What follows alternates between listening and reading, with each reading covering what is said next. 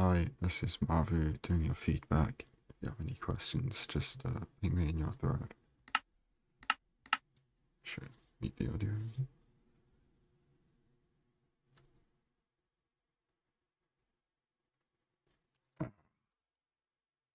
Okay.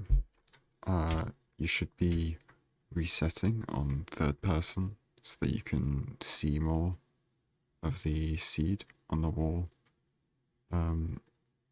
It just generally means you'll be resetting less good seeds because there might be very occasionally, like you might get a seed that would have been a visible island if you were in third person, but it's just not obvious at all that it is an island in a first person, right?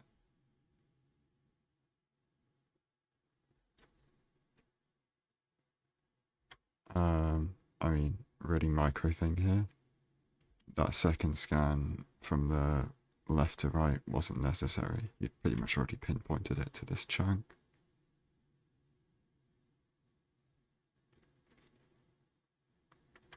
A little like positioning thing I like to do is I like to get my player hitbox so that it's halfway between the block that's above the BT and then one to the side, so that you like hold down left and right click when breaking this growl, right, so that you open the chest immediately. Your player doesn't sink down like that half a block while you're looting the chest, and that way when you exit the chest, you're able to you're like closer to the surface and closer to your trees, like very slightly, but every time save counts, and it's really easy to implement. Like, all you have to do is just think to do it, and then it should just become automatic. Um, as far as TNT placement, it's sort of a thing that as soon as you've figured out where the BT is, I mean, you're pretty close to it, so you don't have much time to do it because as soon as you get in the chunk with the BT, you want to be trying to find 9-9, right? But you also want to try and look for the trees you want to go for. Like, most importantly, it's just the closest tree that you'd want to go for, but also like looking for TNT spots is something that you should always be trying to pay attention to if you can. Uh, but yeah, and then I was gonna say when we come up here, this is just to find TNT spot. Like, sure, the wood types like differ, but the time loss of book crafting beds twice because you have two different types of planks is much less than running all the way over to like other trees where it's better. Like, and that's maybe that gets 8. I'm not super confident though. But yeah, this isn't good. I like the gravel double overlap. Um, one thing I will say, okay, yeah, you shift clicked everything out of the hotbar, which is pretty good. I will say you want to be in third person when the TNT explodes, and ideally with hitboxes on, so that you can easily see where the logs drop. They drop like right in your face there, which was pretty good. But if they drop like off to the side and then fall behind a dirt block or something, it's gonna be hard to see, and you want to be able to see where all the important item drops are like ASAP, so you have like a consistent um, picking like all your stuff up. So I don't know, maybe that's a weird way to call it, but yeah. I thought we were gonna make an iron sword. Did we leave? No, we didn't leave one in the BT chest, did we? No. But yeah, iron sword is a better time save than iron doors. Even without getting enough wood here for boat and doors, but yeah, iron sword it saves like I don't remember the exact amount of time, but I think it's like 0.4 seconds per blaze kill. So say you went 6 for 6, that'd be like 2.4 seconds, or it's probably not 0.4, but similar to that. Um, mining the 2 logs for the door, and it's like pretty much the same amount of time, right? So even if you go 6 for 6, it's pretty much equal minus the time spent going to the tree if it's out of the way. But yeah, if you make iron sword here, you would just go I mean, all the tools you did, you go iron sword, bow, doors, and then mine your crafting table, go get 2 more logs, and then you're done.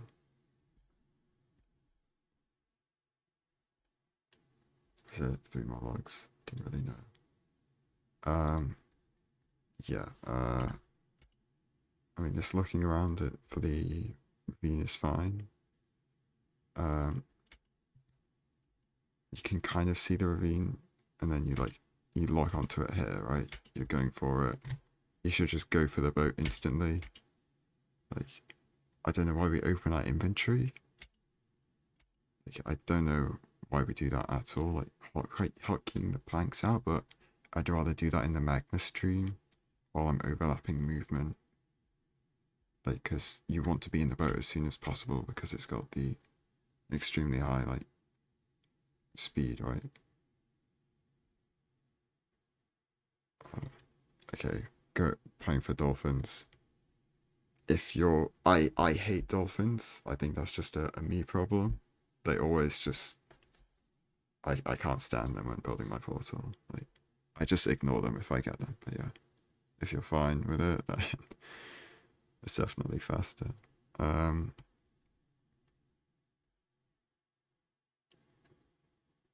Yeah, that was all fine.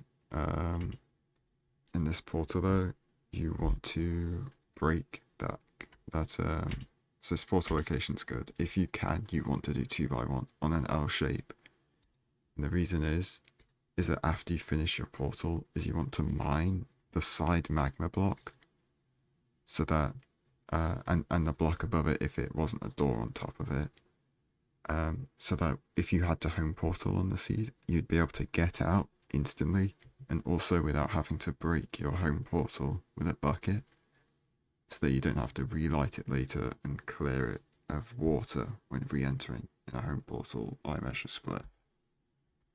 So like, it should be just like automatic, like in your brain, to break this magma block and then turn around and grab the lava.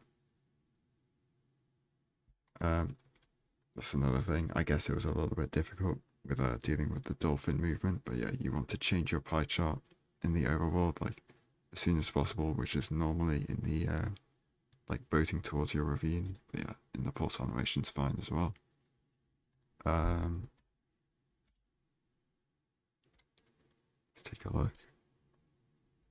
So we have F3 open. It's a little bit hard to see with this. Yeah, so you want to wait until this number here. I think it's 225 is what it reaches when 8 chunks have loaded in.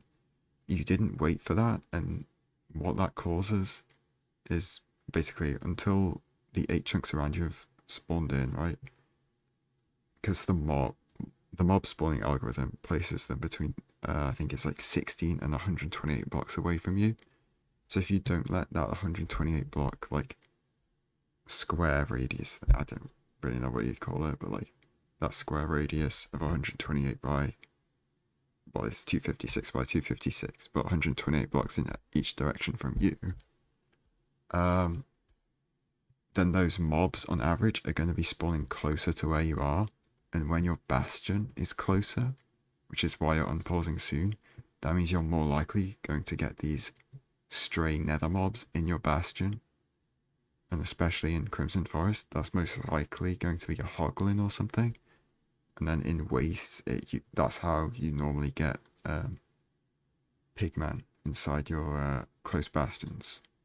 So yeah, there's like a solid chance yeah, look, there's a hoglin. Definitely could have avoided that, because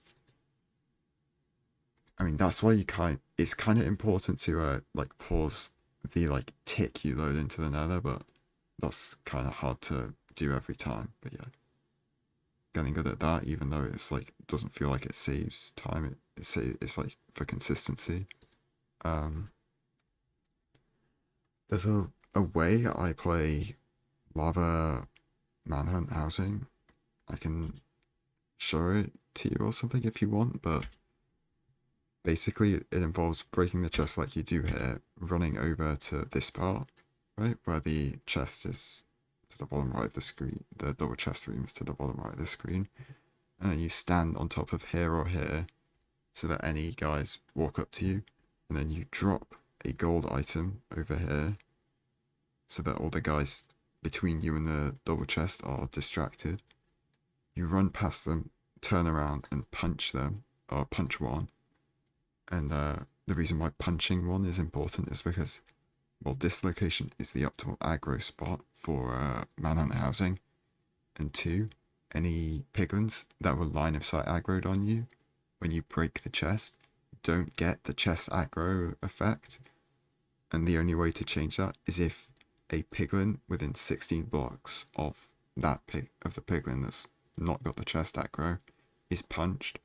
And what that does is it updates all the other piglins around it within 16 blocks to that chest level aggro, and itself will become like the like mega angry aggro level. But it's not that hard to deal with that when they're behind you, which is why you throw the gold, run past them, and then punch them, right?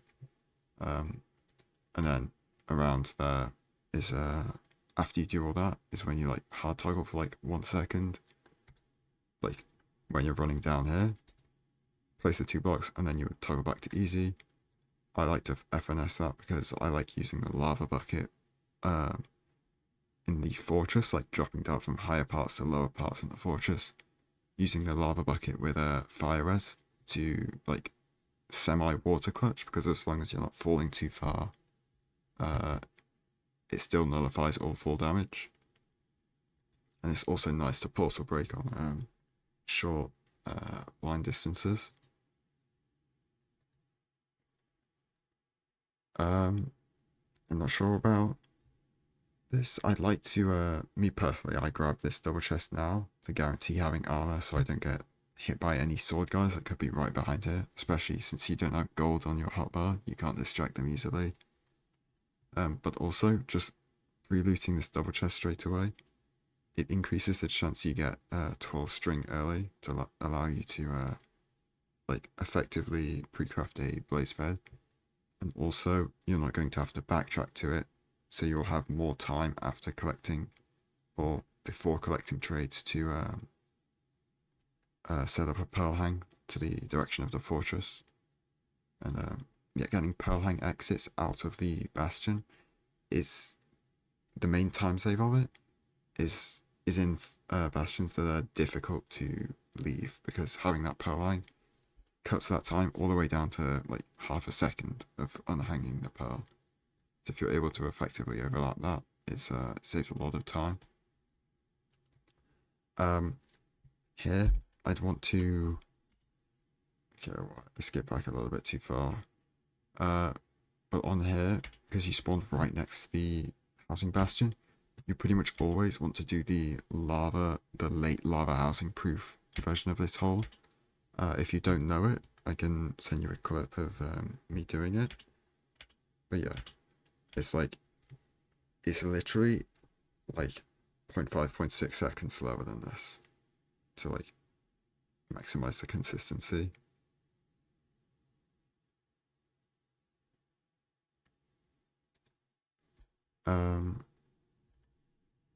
Yeah, there's like a little bit faster block order here to mine the gold blocks without mining as many non-gold blocks.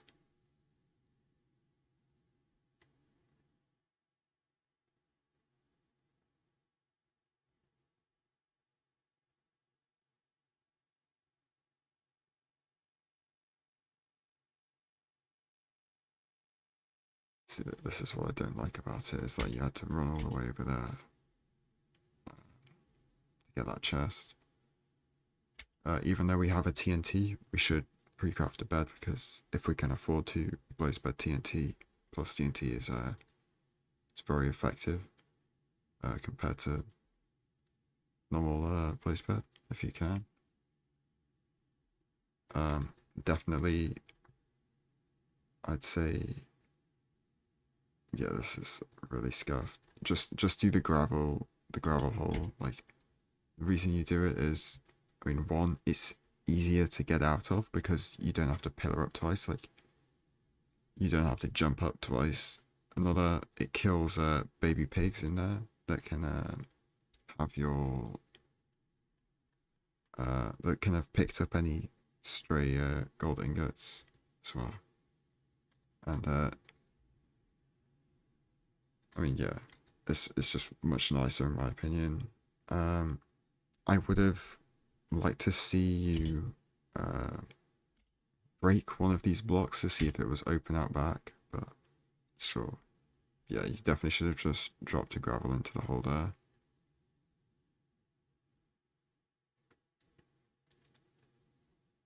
Yeah, definitely was open out back. Could have saved like a couple seconds there. I like the instinct to go for fire res on the bastion leaf, but we shouldn't be waiting to splash it. It should just always be muscle memory to do it at the same part in each run, so that you never like don't have fire res when you're not expecting it, right? Yeah, we do splash it fairly quickly though. I like that.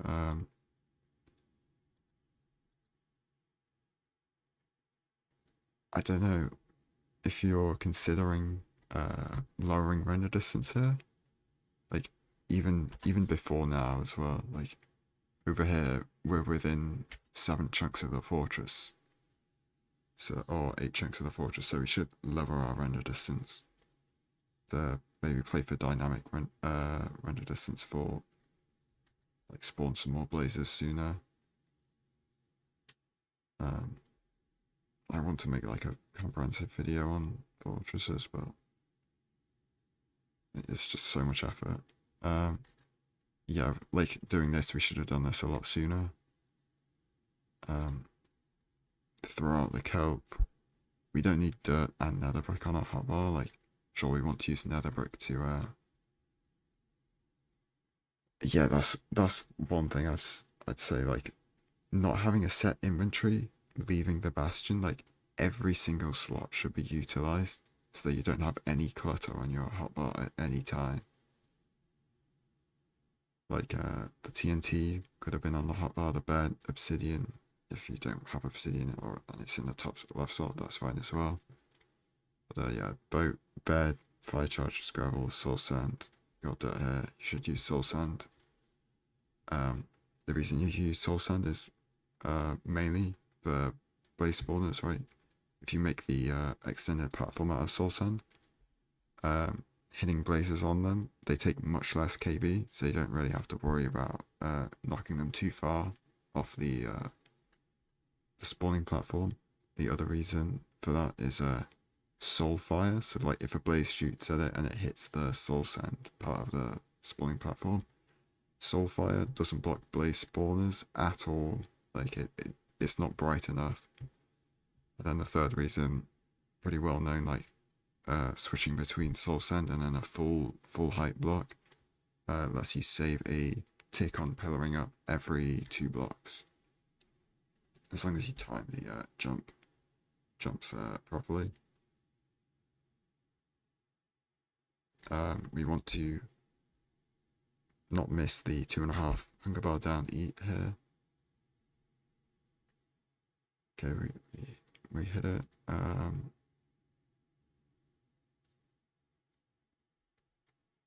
Yeah, you want to, when you're going for a blaze TNT, I mean, there's like several blazes here. Like I think that's just one. That looks like a pigman. There's multiple here, so I'm not even sure you're going to. Oh yeah, 4 was, you're definitely just not TNTing this, but potentially if you're going for a blaze TNT, you want to light it when you've got like 1 blaze left, or maybe like you've hit the last blaze 1 time and it's got 1 hit left. It's just like overlaps the prime to like 4 seconds of the TNT with the killing of the last blaze, so you can like light it sooner.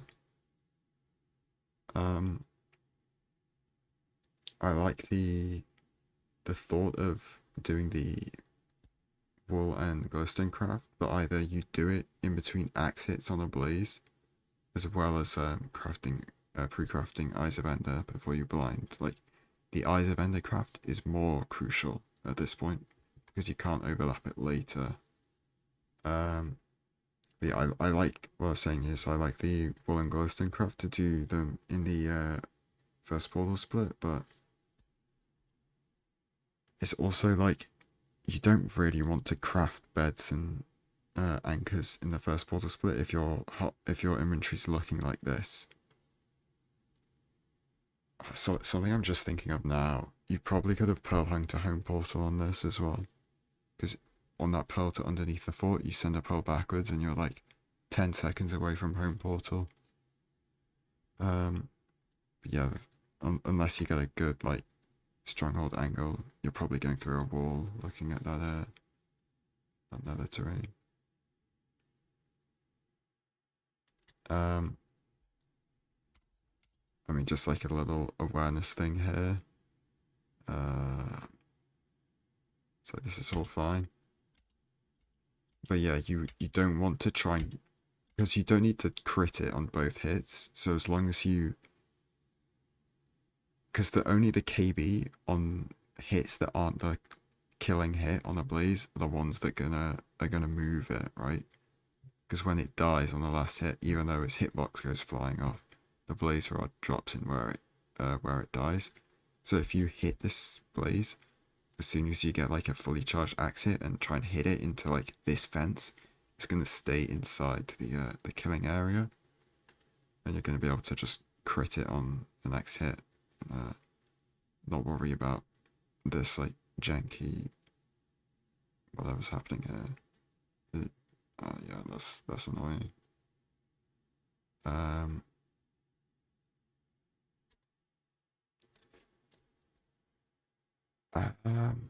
So there was a skeleton next to that blaze, so like maybe you don't want to go for it, but also,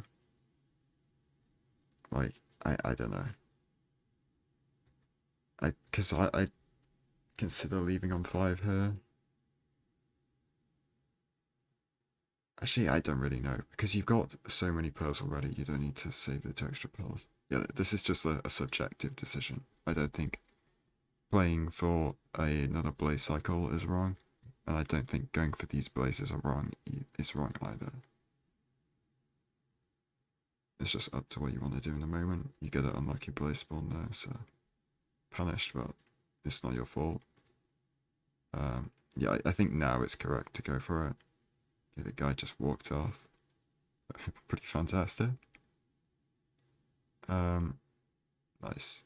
I was gonna say you can like a second before the skeleton shoots its arrow, if you jump, it's going to shoot over you every time.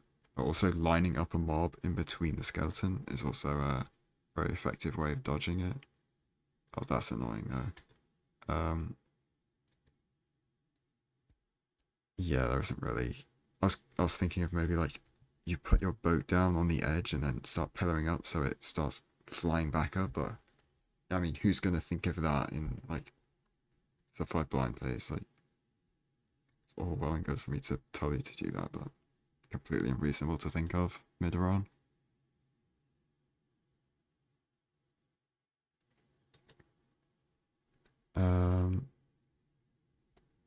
Yeah, just one thing.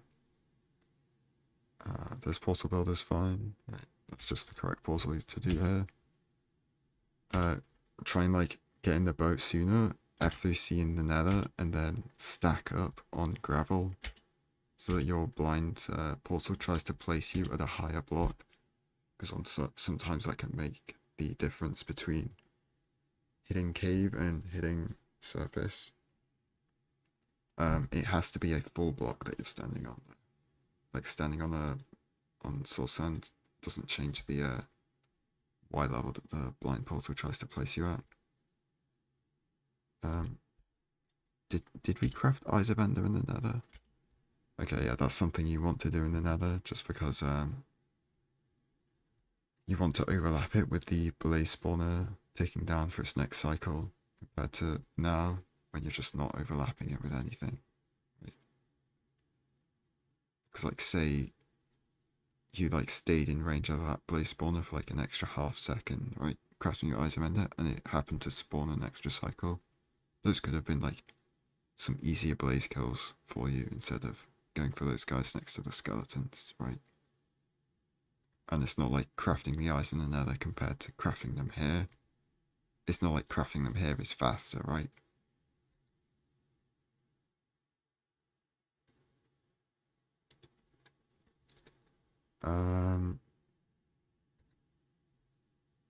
Okay, 20 RD. Are we not playing for a dolphin?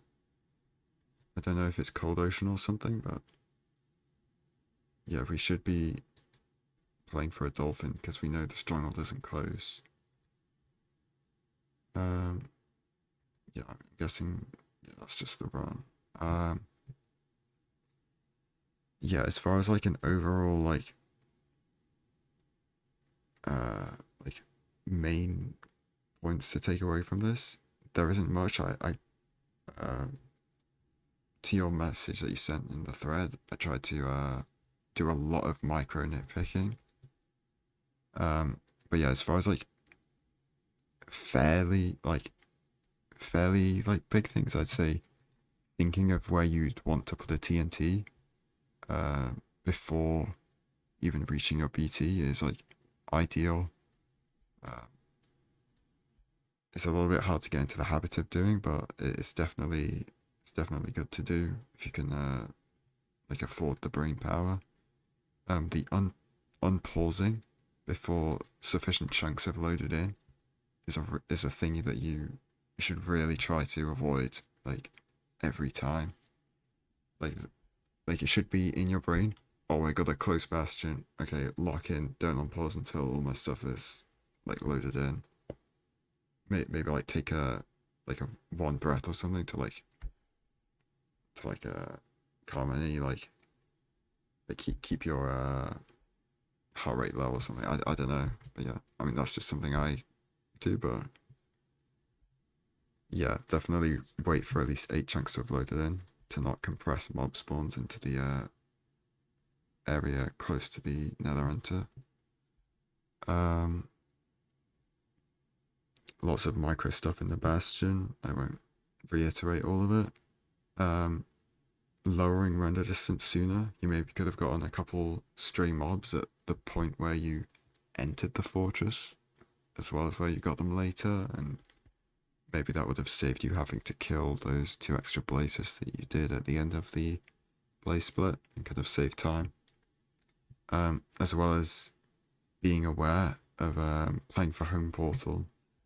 That is something I neglected to mention here, but I definitely should have. F3C'ing on your nether enter portal. It doesn't cost you any time in the run. Like, you can pretty easily hit F3C without like taking your hand off WASD. So it's not like it's slowing you down, and it's just useful information to have stored in the same place every run, every time, right?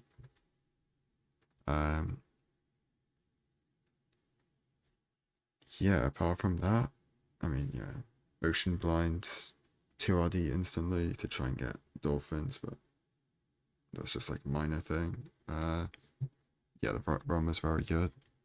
Unfortunate blind distance. Go next, I guess.